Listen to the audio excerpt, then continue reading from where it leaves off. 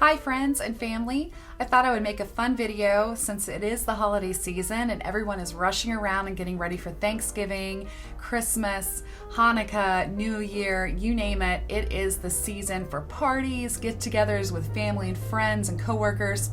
And so that means a lot of social situations are coming up that typically may be a little bit beyond your normal get together with family and friends. Maybe you're looking at facing a few office parties, a few cocktail hours, a few times where you need to dress up a little bit, meet and mingle with a spouse's employer or client, and you really need to brush up some of your etiquette skills. So that's what this video is about. In fact, I'm going to give you my top 10 etiquette tips to remember this holiday season, whether you're going to a cocktail party in the city or you're dining with your family and friends around the table. So let's get started. Okay, everyone, for my first tip, let's talk about the issue of the RSVP as well as your arrival and departure times for the party. RSVPing on time by the specified date is so important. Whether it's your boss throwing a party or it's your best friend, make sure you adhere to that date. You never know if they need a head count for their supplies or catering or seating arrangements or even to place a reservation for a particular space. So be sure you RSVP. Arriving at a party, it is so important to arrive at that party at the specified time. Not too early because you just can't wait to get out of your house and you're so excited to attend this party, and also not too late where it seems like the host feels that this is an afterthought that you have decided to come. So make sure you adhere to those on-time rules. If you need to sit in your car a few minutes, great. If you need to make sure you get that babysitter extra early so you won't be late to the party, make sure you do so, but make sure that you arrive on time. When it comes to departing the party, be sure to keep in mind that you don't want to make a huge scene that you are the one leaving the party, because the party is about the host. It is not about you. So make sure that you try to give that host a little nod, a thank you, a little greeting, say goodbye only to the people around you at that point of conversation, and then make your way out the door. In the etiquette world, they actually have a term for this. It is called ghosting. It's a very sophisticated way to leave. And keep in mind, even if you've arrived a little late to the party, that does not mean that you need to stay late at the party. So when the party needs to be over, it needs to be over, and adhere to all those rules like everybody else. Okay, for tip number 2, let's talk about making those introductions. Let's say you're at a cocktail party for your office and your boss approaches you and your spouse or partner. Who do you introduce to who first? Husband to boss, boss to husband. There's a simple rule to always remember. It's the VIP rule. The most important person by ranking in that situation is the person that you need to introduce to first. So what I would say is, to my boss, Mr. Smith, I would love for you to meet my husband, James. James, this is my employer, Mr. Smith. As Mr. Smith is my boss, he is the VIP in that scenario. So you can't go wrong when you think about the VIP is the person that you address first. Okay, for tip number 3, let's talk about a couple of little techniques I use at the holiday cocktail party hour. And that's one of those party scenarios where you're probably not going to have the luxury of being able to take a seat. Maybe if you're lucky, you'll have a high top table nearby that you can set your beverage and your plate down. But oftentimes we're kind of standing in the middle of a room expecting to shake hands, all the while handling food and beverage with both hands. How do you do it? So I want to show you this quick little technique that's always helped me. When I have my cocktail napkin, I take my napkin and I actually take my plate and I stick my napkin right underneath my plate and I hold it like a pinch in such a way that my napkin actually dangles down so that I'm able to take my right hand, as I'm right-handed, and dab that napkin when I need to clean my fingers. With that same hand, I can actually use this thumb now and I can place my glass of wine on top of the plate and pinch it together. Now I can have food right around the rim here. I can drink my glass of wine. I'm holding everything with one hand, so then I can make my greetings and shake hands with whoever I like at any time. So that's just a little quick tip that I love to share when it comes to that cocktail party hour.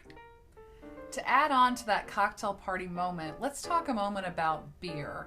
I live in the Chicago area. We love our beer. So what do you do when it comes to handling beer? Is it okay to drink a beer at a formal cocktail party? It's completely acceptable. Certainly, it would be preferable if the bartender could pour that beer into a frosted or chilled pint glass. But if that's not available and your choice is a bottle, there is a way to make that bottle look a little bit more sophisticated, and that's just a simple use of your cocktail napkin. So open up that cocktail napkin, wrap up your beer bottle, and hold your beer bottle with a wrap around it. It just looks a little bit more sophisticated. Okay, let's talk a little bit about the dinner party scenario when it comes to holiday etiquette. And the first thing we need to think about is, when we're looking at our table, the napkin. The napkin is probably going to be placed right on top of your plate or to the side, depending on its decoration. But the first thing is, look at that napkin as a cue. That's going to be the cue to let you know when it's time to start eating. And the person that will give you that cue is the host. When the host decides to unfold the napkin and place the napkin on the lap, that is your signal to do the same. So wait for that moment, and then you know you're ready to go. If you have a napkin ring, you actually place the napkin ring to the left of your place setting. And when you unfold your napkin, if it is a large napkin, cloth napkin per se, you fold it in half, the crease itself, the fold, sitting towards your knees and the edges towards your lap to avoid you from picking up by accident your tie or your shirt to wipe your mouth. Paper napkins can be actually unfolded all the way. Another tip that I think is pretty neat is your bread plate. Your bread plate is actually the trash can plate of the table. It is perfectly socially acceptable to place any trash like straw wrappers or sugar packets, butter pad packets, those kind of wrappers. Those need to go on your bread plate, certainly not underneath your dinner plate, because you don't want a waiter to come up and pick up your plate and leave like a whole little ring of trash around your plate. That's really embarrassing. So keep your bread plate in mind. It's your trash can for your table. It's the safe spot to put things you're not sure what to put where. Another thing to consider is also thinking about where to put your bread plate and your drink. Oftentimes when we have these fancy parties, we may have several drinks in front of us. I want you to do this with your hands. It's a little trick. Put two OK signals right in front of you. The D, which your right hand makes what looks like a little lowercase d. D is for drink. So that means your drinks are always on your right side.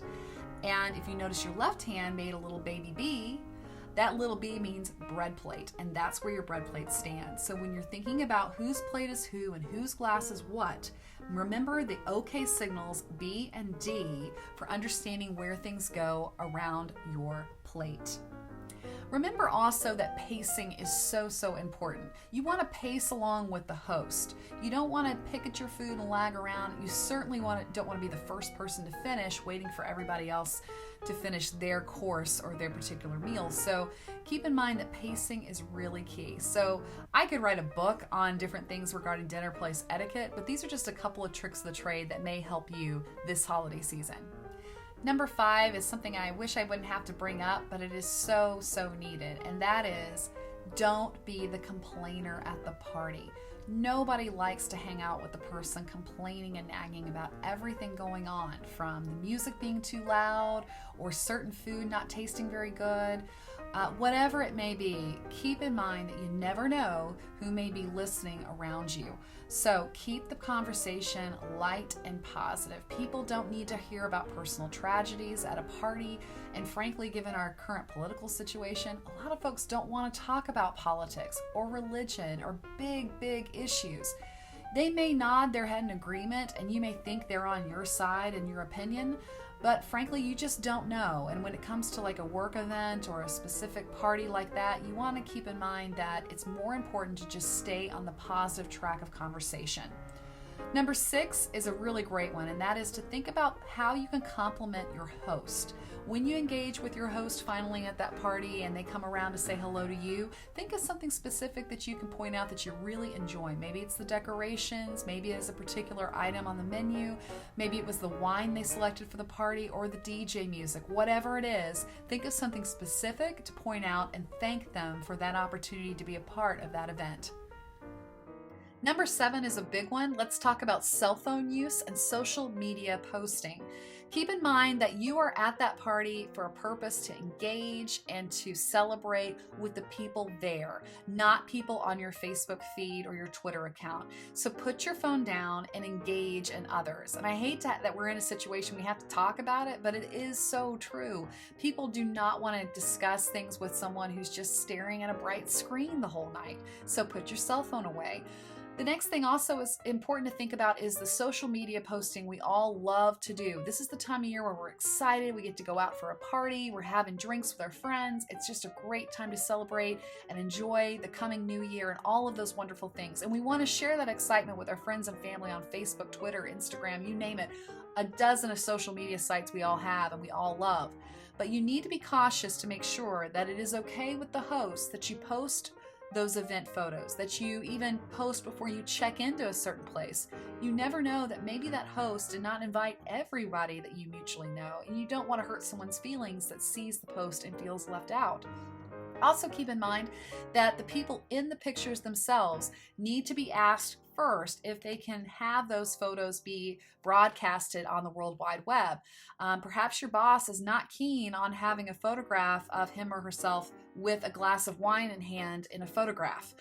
You want to keep in mind that those people need to be addressed and you need to ask permission before you tag them in any of those postings. So play it safe and ask first and post later. Number 8 is a big one, and that is to be very careful with overindulging in alcohol this holiday season. Number 1, to keep you and others safe on the road, make sure you're always taking that taxi or that Uber driver, finding a safe way home if needed. But really, guys, it's so critical to keep control of yourself when it comes to drinking at parties like a work function or event in that manner, because you do not want to leave a bad impression. Perhaps your boss is standing there while you're taking those shots and they are stone cold sober watching you make a fool of yourself at the holiday party. That doesn't bear well for the new year when it's time to start talking about promotions, pay raises, all sorts of things like that. So make sure you're always leaving a good impression, drink responsibly, and play it safe.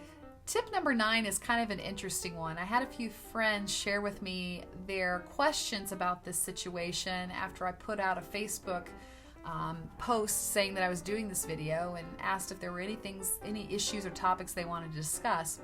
And that is the issue of wearing shoes in a house. Should you go into a home and take your shoes off right at the start? Or should you ask the host? How do you handle that wearing shoes in someone's home thing? Because for some people and for some cultures, wearing shoes in one's home is an insult. You need to take those shoes off. But for most of us here in the States, it's pretty commonplace to go in a party and as a guest, you're kind of expected to, wear your shoes. You want to wear your shoes. You want to look great in your outfit from head to toe. So if you're the host and you're in a home where it's your preference for people to remove their shoes, you may want to give people a little bit of a heads up so that someone's not stuck saying, oh, I forgot to get a pedicure. Now I have my bare feet hanging out for everybody to see. Or that hole in the sock or that sort of thing. Make sure you let your guests know. But if you are a guest entering someone's home, assume that shoes are going to be just fine. And if you're the guest, keep in mind, you need to keep your shoes on. Particularly ladies, I'm talking to you because I'm so guilty of it too, that my feet are aching by midnight and I'm ready to take those suckers off. But you're going to have to suck it up and deal with it and wear those shoes throughout the night, because taking those shoes off just doesn't make you look so great from head to toe at that point in the party. So stick with your commitments, wear those shoes. If you're a host, be considerate to let your guests know of your particular preferences in your home. Last but certainly not least, my number 10 big etiquette tip for this holiday season deals with giving a gift to the host. I had a lot of friends and family ask me this question when I put out there on Facebook that I was doing this video. Many were asking me, what do I do about a host gift? Should I give one? If so, what kind of gift is acceptable? It is always a great idea to give your host a gift. Certainly a bottle of wine tends to be the most commonplace gift, or if you know that your host likes a particular thing, like a particular type of beer, or if they're a big fan of a coffee shop of sorts, you can give them gift cards, that bottle of wine, that 6-pack of beer they really like. That's just fine. When it comes to those beverages, like a wine or beer, it is totally up to the host whether they decide to actually serve it at the party. Let let them decide that. Don't put any pressure on them to open up that bottle of wine and share it. Perhaps they just kind of want to keep it to themselves and enjoy later. But if you're not sure what to give, I will tell you this, that if you have liked what you see in this video and you like some of the videos you've been following that I've been posting so far here on my YouTube channel, I invite you to get in touch with me and explore some different options when it comes to some holiday gift giving. I am actually an independent consultant with Rodan & Fields dermatologists. We offer a whole variety of skincare needs and regimens to help enhance, to help fortify, to help repair damaged skin, to help people feel more confident in their skin. So I have wonderful gift ideas and options I can share with you regarding whether it's a nice hand cream regimen, whether it's a nice lip balm for this winter season coming up. There are lots and lots of products that I can share with you and discuss. So if you'd like to get in touch with me, comment below, message me on Facebook. I'd be happy to share with you some of those thoughts and ideas. But I really thank you for joining me as I talk about these top 10 etiquette tips. You may be wondering, my gosh, Lindsay, how do you know all this random stuff? Well, actually kind of an odd situation in my career. I actually worked with an etiquette consultant, like a real life Emily Post. They actually exist out there in my time in Atlanta for a couple of years, and I worked with her developing a curriculum for children learning character education, good guidelines, table manners, introductions, thank you notes, that sort of thing. It was a great job and a fun thing to do, but I really learned quite a lot out of that. And I also learned that there are quite a few of us that don't really understand this whole etiquette thing and that have lots of questions. And if you were lucky enough to have, a grandmother or a parent that showed you the way on how to do things properly when it comes to party and social etiquette and dining etiquette, then good for you. But most people are actually kind of in the dark on some of these issues. So if you like what you see, share it, save it, show it to your kids, talk about it. But I hope you really enjoyed this video, and I thank you so much for taking the time to be with me today. Have a wonderful holiday season and a happy new year.